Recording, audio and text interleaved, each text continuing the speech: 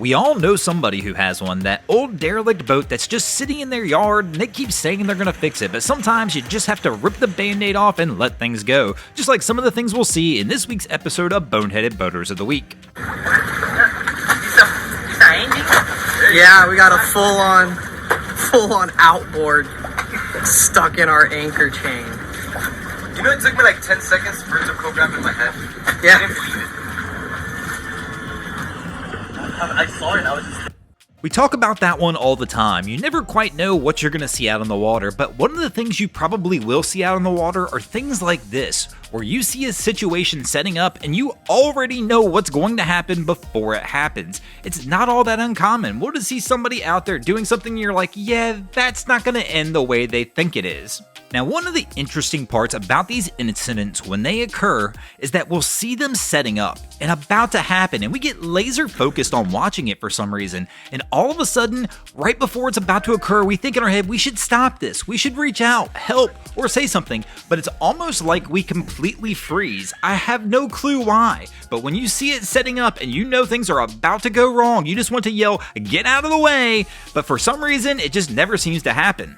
And then the next thing you know, the incident's occurred and all you can do is watch the carnage that happens afterwards. Kind of like this situation here, but guys, if you ever really find yourself sideways in the surf, get the heck out of the boat and definitely don't do this. What are you doing, bro? You need to be running, not walking back toward your boat. But what can we say about this other than sometimes in boating, some of the situations we see are no more than Darwinism at its finest.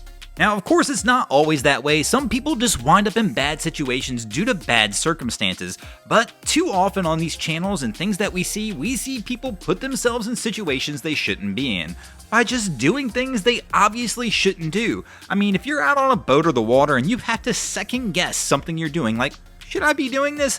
The answer's probably no. Kind of like a situation like this one. I mean, picture this for a moment. You're sitting around, your Uncle Terry calls you and says, hey, my 35-foot trawler's having an issue. Do you mind grabbing your little 16-foot boat and seeing if you can tow me up the cut? In your mind, you already know, I struggle going through the cut on my own without a 15,000-pound boat in tow.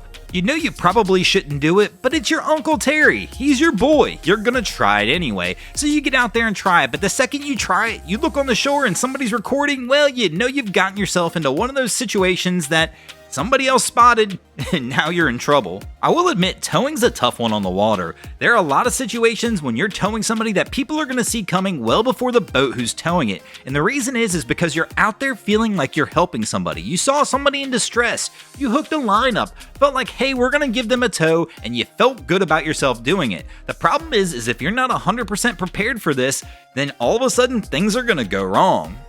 And speaking of going wrong, you gotta love those docking moments where you can see it coming even before it happens. Once you start seeing a little hesitation around the dock, you know somebody's in trouble, but this dock's not done. It's a bad luck Charlie here. It doesn't only go for one, it goes for two.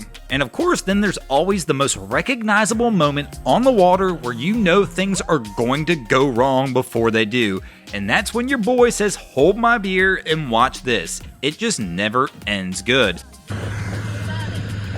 The prop's completely out of the water. Yeah, and they're still on the throttle. Overheating 101. Yeah.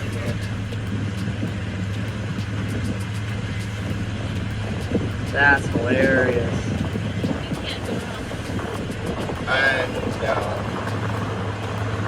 Can you zoom in on the back motor on the motor? Yeah. They just have to get off. Once the people get off, they'd be fine. It's like ankle deep right there. It's always interesting that once you're on an outside perspective, how easy it is to understand what really needs to happen. And these guys are right. If everybody just stepped off the boat, this boat would float and they could probably push it back out to deeper water. Thanks for watching, guys. I hope you enjoyed this week's episode of Boneheaded Boaters of the Week. If you ever see anything crazy happening out on your waterways, be sure to hit me up on Facebook or Instagram and let me know, and you might see your stories over here. Just like Adam Coolidge, Algebra 27, Aaron James Bass, Bobby Spake, Cameron Sinclair 06, Gene Vieira 8, Junior 12687, Only in Hollyweird, RJ James, Scott Bannister, and Tyler Gray did this week. And if you guys haven't already, go ahead and drop an anchor on the subscribe button here.